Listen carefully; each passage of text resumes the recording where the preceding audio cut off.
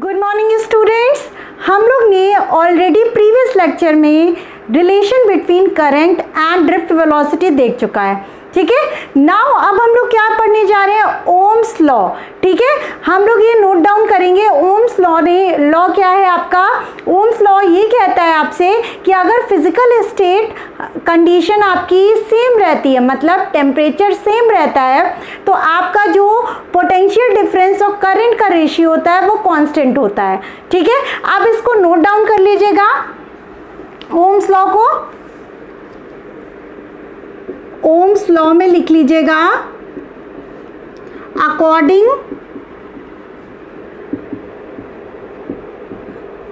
To this law if the physical state, physical state मतलब temperature, according to this law if the physical state that is, bracket में लिख लीजिएगा, temperature remains same, ठीक है, that is temperature remains same, then the ratio of the potential difference, ठीक है, the ratio of the potential difference applied at the ends लिख लीजिएगा, ends of the conductor and the current applied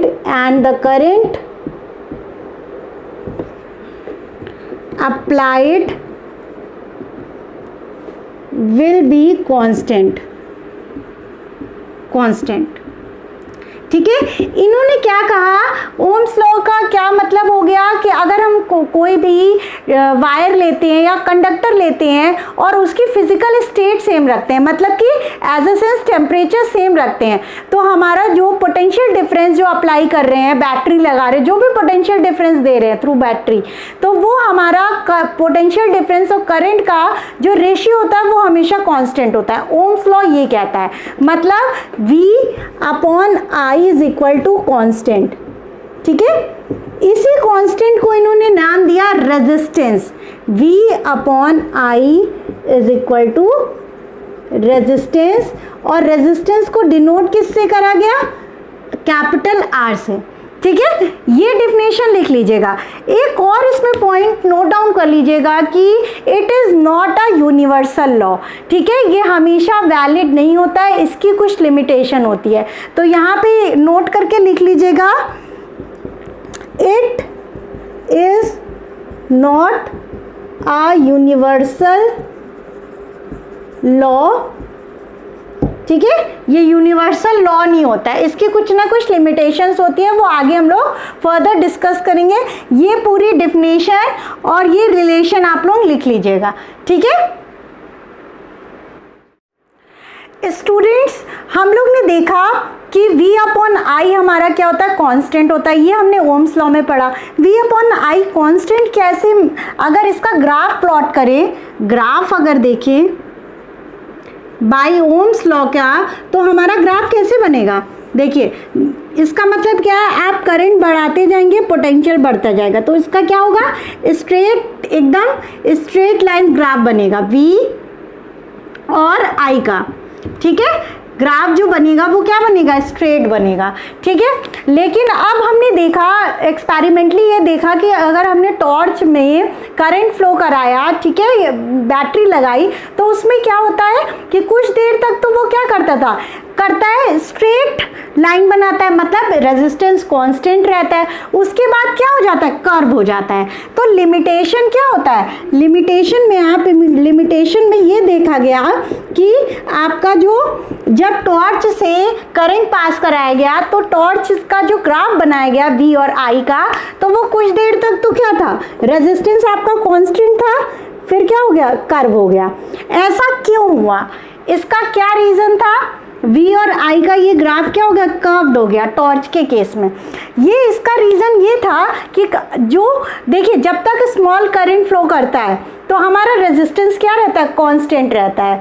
तो Ohm's law तभी तक valid है या तो स्मॉल करंट हो, ठीक है, या तो आपका क्या होता है जब करंट फ्लो करता है तो उसकी वजह से क्या होता है, हीट जनरेट होती है, ठीक है। कभी कभी आप अप्लायंसेस देखते होंगे वो हीट अप हो जाते हैं, तो हीट के कारण आपका टेम्परेचर बढ़ जाता है, ठीक है। टेम्परेचर बढ़ जाता है तो आपका रेजिस्टेंस भी बढ़ जाता है। तो ये रिलेशन हमेशा याद रखिएगा,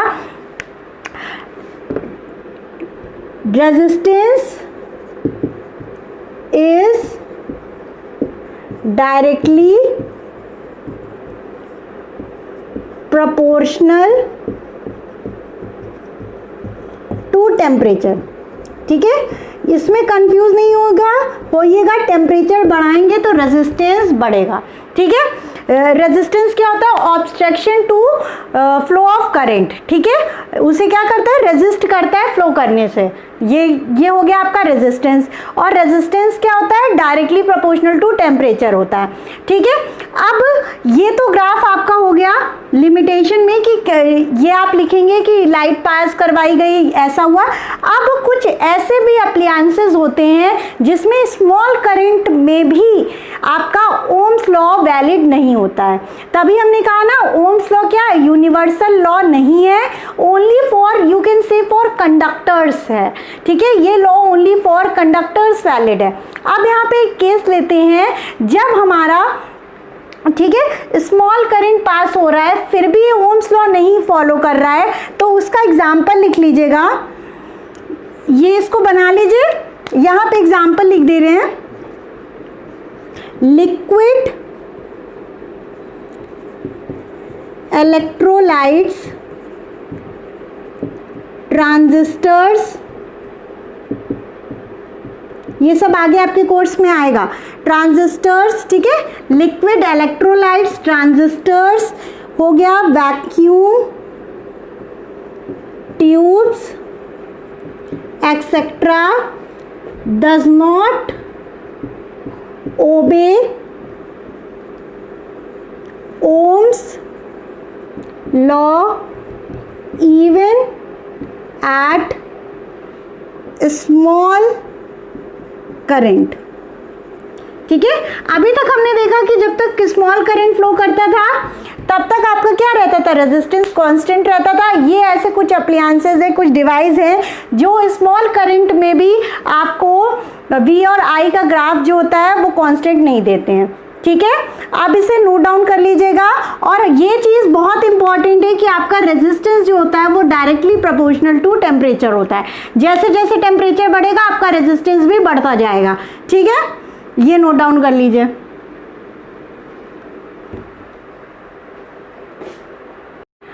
नाउ स्टूडेंट्स, हमने ओम्स लॉ देखा, उसकी कुछ लिमिटेशंस देखी, ठीक है। अब हम क्या करने जा रहे हैं, ओम्स लॉ का डेरिवेशन करने जा रहे हैं, ठीक है। ओम्स लॉ का डेरिवेशन करने जा रहे हैं, तो अब हम क्या करेंगे, एक वायर लेंगे ऑफ लेंथ, एक वायर लिया, let us take a wire of length small l and cross sectional area BA, ठीक है। हमने एक वायर लिया जिसकी लेंथ स्मॉल l रखी और क्रॉस सेक्शनल एरिया A रखा, ठीक है। अब यहाँ पे क्या है आपका, हमने क्या किया, अब इसमें करंट फ्लो कराया, ठीक है। अब करंट फ्लो होने की वजह से कुछ इलेक्ट्रिक फील्ड जनरेट होगी, इलेक्ट्रिक फोर्स होगा, ठीक है। अब देखिए यहाँ पे हमको पता है, as we know force is equal to mass into acceleration, ठीक है। अब देखिए यहाँ से, और हमें पता है A इज इक्वल टू क्या हो जाएगा, फोर्स अपॉन m, ठीक है। A is equal to force upon m। अब फोर्स को अगर हम इलेक्ट्रोस्टैटिक टर्म में लिखें, ठीक है, तो क्या हो जाएगा, F is equal to small e capital E। अब QE होता है, अब ये चीज़ ध्यान रखिएगा, QE होता है, हमने यहाँ पे EE इसलिए लिखा है, ये क्या है, इलेक्ट्रॉन का चार्ज, ठीक है, ये आपका फॉर्मूला था, F is equal to Q into E. Charge के क्यू की जगह क्या हो जाएगा, स्मॉल ई, इलेक्ट्रॉन का चार्ज। अब ये हो गया, तो F की जगह ये हो गया है आप तक, F की जगह आप लोग क्या पुट कर देंगे, इसकी जगह पुट कर देंगे स्मॉल ई कैपिटल ई। तो A इज इक्वल टू क्या हो जाएगा, small E capital E upon M. ठीक है, ये तो इस वाले फॉर्मूले से यहाँ पे आप साइड में नोट भी कर सकते हैं, कोई दिक्कत नहीं है। एग्जाम्स में भी आप लोग साइड में नोट डाउन कर लेंगे, कोई प्रॉब्लम नहीं है। ठीक है, आप यहाँ पे देखिएगा ई, हम लोग ने एक रिलेशन पढ़ा था, E D E is equal to D V by D R. ठीक है, और E is equal to D V by D R. ठीक है, अगर यहाँ पे V के टर्म में लिखे तो E इज इक्वल टू क्या हो जाएगा, V by L. V by R होना चाहिए, लेकिन हमारी लेंथ कितनी है वायर की, स्मॉल एल है, तो V बाई एल हो गया।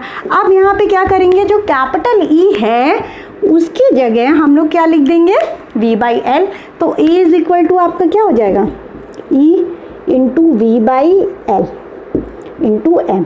ये आपकी फर्स्ट इक्वेशन आ गई। ठीक है, अब आपको एक और चीज़ पढ़ा है, जब आपने ड्रिफ्ट वेलोसिटी निकाली थी, तो as we know that since drift velocity is equal to A tau. Tau क्या था, relaxation time, the time between two successive collisions और average time between two successive collision. ठीक है, एवरेज टाइम होता है टाउ से, ये हम ऑलरेडी पढ़ चुके हैं। ये आपकी सेकेंड इक्वेशन हो गई है। एक और फॉर्मूला पढ़ा था,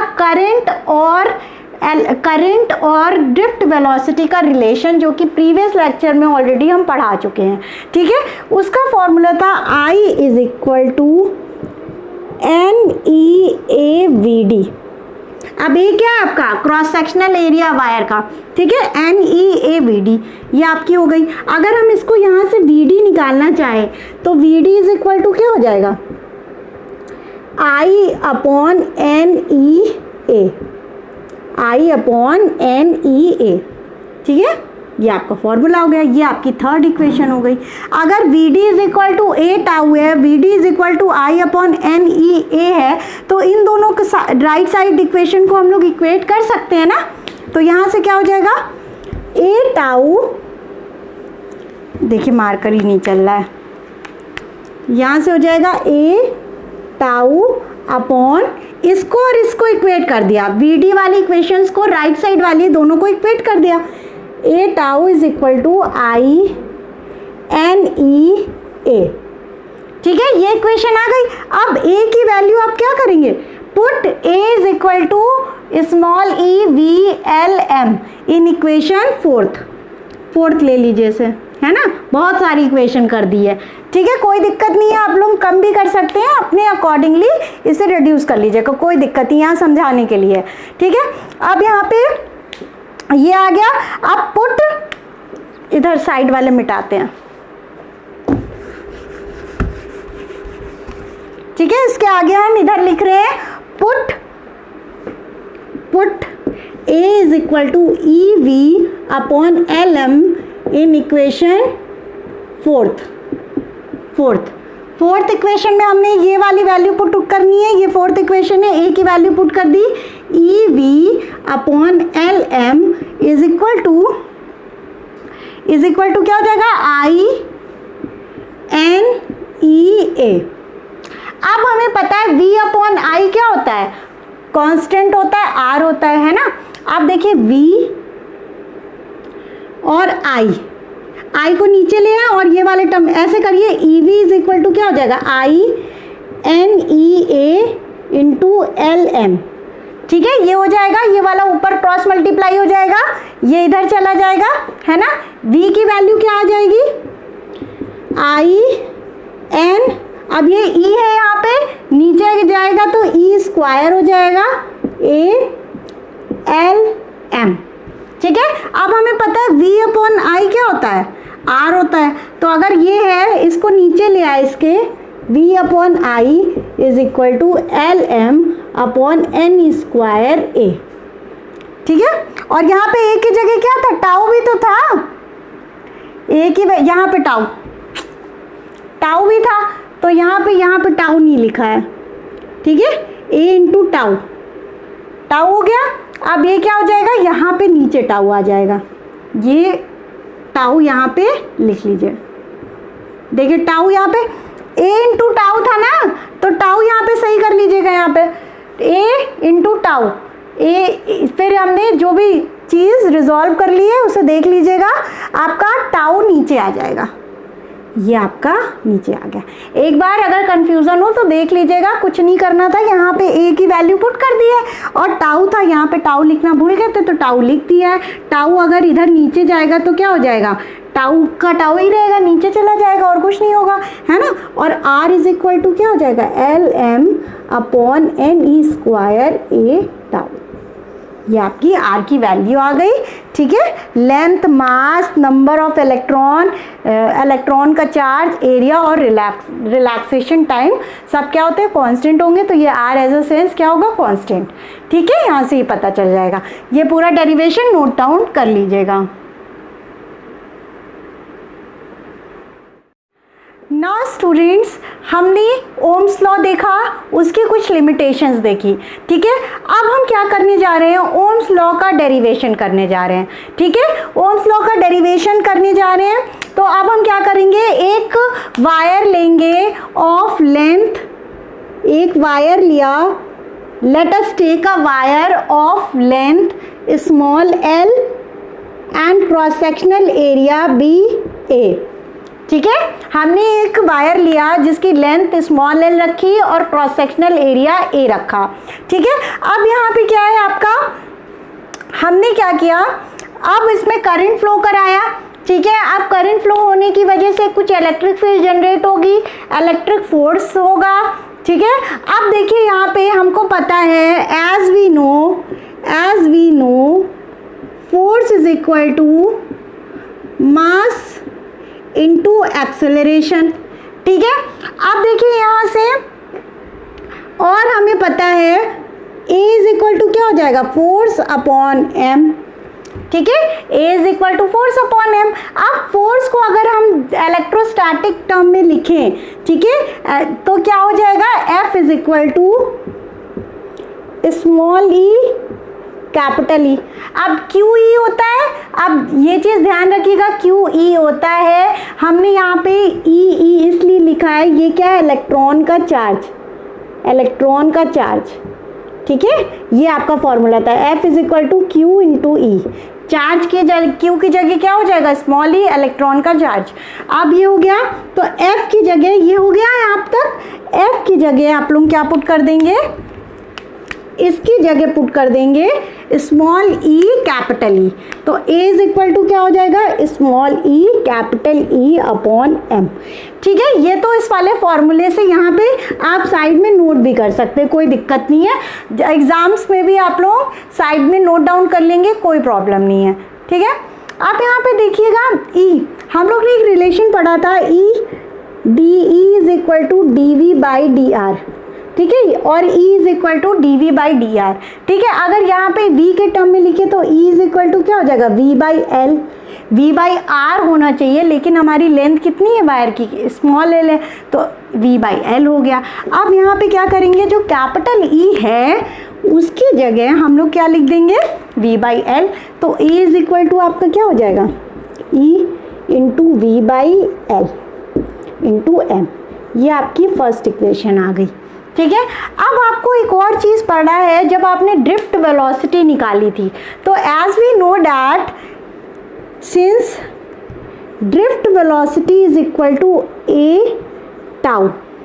टाउ क्या था, relaxation time, the time between two successive collisions और average time between two successive collision. ठीक है, एवरेज टाइम होता है टाउ से, ये हम ऑलरेडी पढ़ चुके हैं, ये आपकी सेकेंड इक्वेशन हो गई है। एक और फॉर्मूला पढ़ा था, करंट और ड्रिफ्ट वेलोसिटी का रिलेशन, जो कि प्रीवियस लेक्चर में ऑलरेडी हम पढ़ा चुके हैं। ठीक है, उसका फॉर्मूला था I is equal to NEAVD। अब ये क्या है आपका, क्रॉस सेक्शनल एरिया वायर का।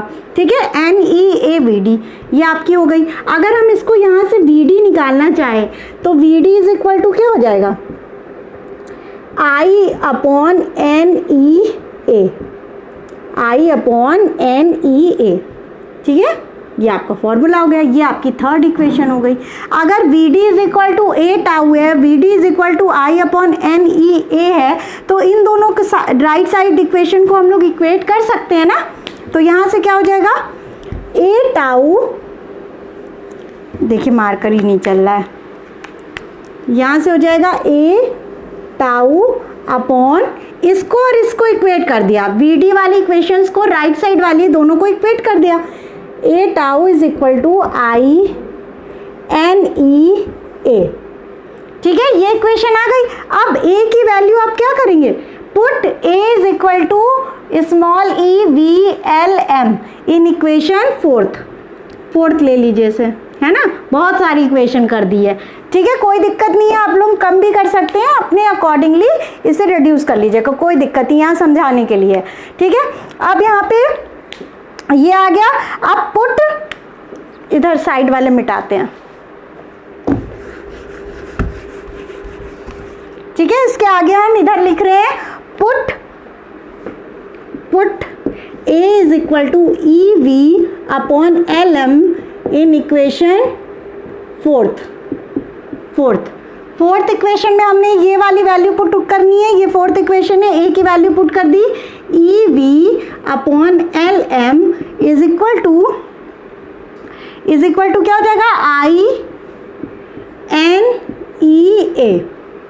अब हमें पता है v अपॉन आई क्या होता है, कांस्टेंट होता है, r होता है ना। आप देखिए v और i को नीचे ले आए और ये वाले टर्म ऐसे करिए, E V is equal to क्या हो जाएगा, I N E A into L M, ठीक है, ये हो जाएगा, ये वाला ऊपर क्रॉस मल्टीप्लाई हो जाएगा, ये इधर चला जाएगा, है ना। v की वैल्यू क्या आ जाएगी, आई एन, अब ये e है यहाँ पे, नीचे जाएगा तो e स्क्वायर हो जाएगा, ए एल एम, ठीक है। अब हमें पता है v अपॉन आई क्या होता है, r होता है, तो अगर ये है इसको नीचे ले आए, इसके v upon I is equal to L M upon N square A, ठीक है। और यहाँ पे a की जगह क्या था, टाउ भी तो था, a की यहाँ पे टाउ भी था, तो यहाँ पे टाउ नहीं लिखा है, ठीक है, a इंटू टाउ हो गया। अब ये क्या हो जाएगा, यहाँ पे नीचे टाउ आ जाएगा, ये टाउ यहाँ पे लिख लीजिए, देखिए टाउ यहाँ पे a इंटू टाउ था ना, तो टाउ यहाँ पे सही कर लीजिएगा, यहाँ पे a इंटू टाउ, फिर हमने जो भी चीज़ रिजॉल्व कर ली है उसे देख लीजिएगा, आपका टाउ नीचे आ जाएगा, ये आपका नीचे आ गया। एक बार अगर कंफ्यूजन हो तो देख लीजिएगा, कुछ नहीं करना था, यहाँ पे a की वैल्यू पुट कर दी है, और टाउ था, यहाँ पे टाउ लिखना भूल गए थे तो टाउ लिख दिया है। टाउ अगर इधर नीचे जाएगा तो क्या हो जाएगा, टाउ का टाउ ही रहेगा, नीचे चला जाएगा और कुछ नहीं होगा, है ना। और r इज इक्वल टू क्या हो जाएगा, L M upon N E square A tau, ये आपकी r की वैल्यू आ गई, ठीक है। Length, mass, number of electron का चार्ज, एरिया और रिलैक्सेशन टाइम सब क्या होते हैं, कांस्टेंट होंगे, तो ये r एज अ सेंस क्या होगा, कांस्टेंट, ठीक है। यहाँ से ही पता चल जाएगा, ये पूरा डेरिवेशन नोट डाउन कर लीजिएगा। Hello students, kindly watch my other videos and don't forget to subscribe, like and also share my videos with your friends.